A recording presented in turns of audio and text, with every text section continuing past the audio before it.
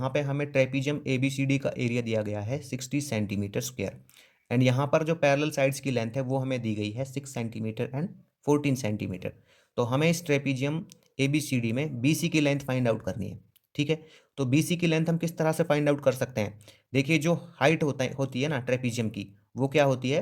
Perpendicular होती है इसके बेस पे। तो यहाँ पे इसकी ये बेस लाइन है, इस पर परपेंडिकुलर है, तो इसका मतलब यहाँ पे 90 डिग्री का एंगल बनेगा ये। ठीक है, जब 90 डिग्री का एंगल बनेगा तो ये जो ट्राइंगल बना यहाँ पे, मैं इसको ले लेता हूँ E। ठीक है, ABCDE। तो यहाँ पे जो ट्राइंगल बनेगा BEC, ये होगा एक राइट ट्राइंगल। और राइट ट्राइंगल में हम क्या यूज कर सकते हैं? पाइथागोरस थ्योरम का यूज करके इसके हाइपोटेन्यूज की वैल्यू निकाल सकते हैं। तो BC क्या है? इसका हाइपोटेन्यूज है। ठीक है, लेकिन इसके लिए मुझे कम से कम दो साइड की लेंथ पता होनी चाहिए। ठीक है, अब मुझे BC फाइंड आउट करना है तो मुझे इसकी और इसकी लेंथ जो है वो पता होनी चाहिए कितनी है, लेकिन यहाँ पे दी नहीं गई है, तो उसको हम निकाल लेंगे। ठीक है, देखिए वो हम किस तरह से निकाल सकते हैं? पहले तो मैं क्या करूंगा, इस साइड इसकी जो हाइट है ना उसको निकाल लूंगा बड़ी आसानी से। देखो कैसे निकालूंगा यहाँ पे। तो मैं क्या कर लेता हूँ, यहाँ पे इनको ले लेता हूँ। तो देखिए B1 कितना है यहाँ पे? ये है 6 सेंटीमीटर। कितना है ये? 6 सेंटीमीटर। और B2 कितना है यहाँ पे? ये है 14 सेंटीमीटर।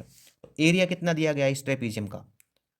तो ट्रेपीजियम का जो एरिया है वो यहाँ पे दिया गया है 60 सेंटीमीटर स्क्वायर। ठीक है, और ट्रेपीजियम का जो एरिया निकालने का फॉर्मूला होता है वो क्या होता है? 1/2 मल्टीप्लाई में height and multiply sum of parallel sides. तो मैं यहाँ पे ले लेता हूँ B1 प्लस में B2 it is equal to 60। ठीक है, तो ये आ जाएगा 1/2 मल्टीप्लाई हाइट हमारे पास है नहीं, और जो ये पैरेलल साइड्स की लेंथ है ये कितनी कितनी है? 6 सेंटीमीटर एंड 14 सेंटीमीटर। तो मैं यहाँ पे लिख लेता हूँ 6 + 14 इट इज इक्वल टू 60। तो ये आ जाएगा 1/2 मल्टीप्लाई में height and multiply 20 it is equal to 60। तो कट कर लेते हैं इसको, 2 10 जा। तो यहाँ पे आ गया H मल्टीप्लाई में 10 इट इज इक्वल टू 60। तो ये आ जाएगा H it is equal to 60, and ये 10 इसके मल्टीप्लाई में है तो इसको डिवाइड करेगा। ठीक है, इधर आके ट्रांसपोज करेंगे जब, तो ये जाएगा 6 पे। तो H it is equal to आ गया 6 सेंटीमीटर। तो यहाँ पे जो इसकी हाइट है ना वो आ गई 6 सेंटीमीटर। तो इस राइट ट्राइंगल में हमारे पास एक साइड तो आ गई, अब मैं ये साइड और निकाल लूंगा। ठीक है, तो ये वाली साइड कैसे आएगी? देखिए, जो ये AB है ना, ये पैरेलल है किसके? इस DC के। अब जब ये पैरेलल है DC के और यहाँ पे एक साइड और है इसकी, ठीक है ना, जो हाइट है ये भी 6 सेंटीमीटर आ गई। जब ये 6 सेंटीमीटर आ गई और ये 6 सेंटीमीटर आ गई, तो इसका मतलब ये क्या है? एक स्क्वायर है, और स्क्वायर की जो अपोजिट साइड है वो होती है इक्वल। ठीक है, तो यहाँ पे मैं इसको ले लूंगा 6 सेंटीमीटर। जब ये DE यहाँ से यहाँ तक 6 सेंटीमीटर आ गई, तो EC की लेंथ कितनी होगी? देखो मैं यहाँ पे लिख लूंगा DC।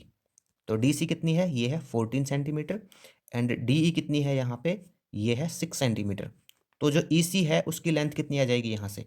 EC की लेंथ आ जाएगी 14 में से मैं 6 माइनस कर दूंगा तो ये आ जाएगी 8 सेंटीमीटर। ठीक है, कितनी आ गई? 8 सेंटीमीटर आ गई।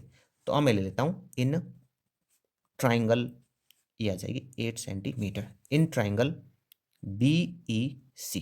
ठीक है, तो BEC में मेरे पास क्या हो जाएगा? BC का whole square it is equal to BE का होल स्क्वायर एंड प्लस में EC का होल स्क्वायर। ठीक है, यहाँ पे हमने यूज किया पाइथागोरस थ्योरम का।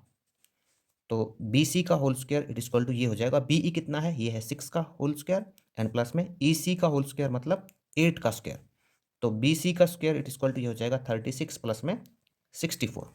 ठीक है ना, 6 का स्क्वायर 36 और 8 का स्क्वायर 34। तो यहाँ से BC का स्क्वायर ये आ जाएगा 100 जब इन दोनों को ऐड करेंगे। तो BC इट इक्वल टू हो जाएगा स्क्वायर रूट ऑफ 100। तो 100 का जो स्क्वायर रूट है वो होता है 10। ठीक है, तो BC इट इक्वल टू आ गया हमारे पास 10 सेंटीमीटर।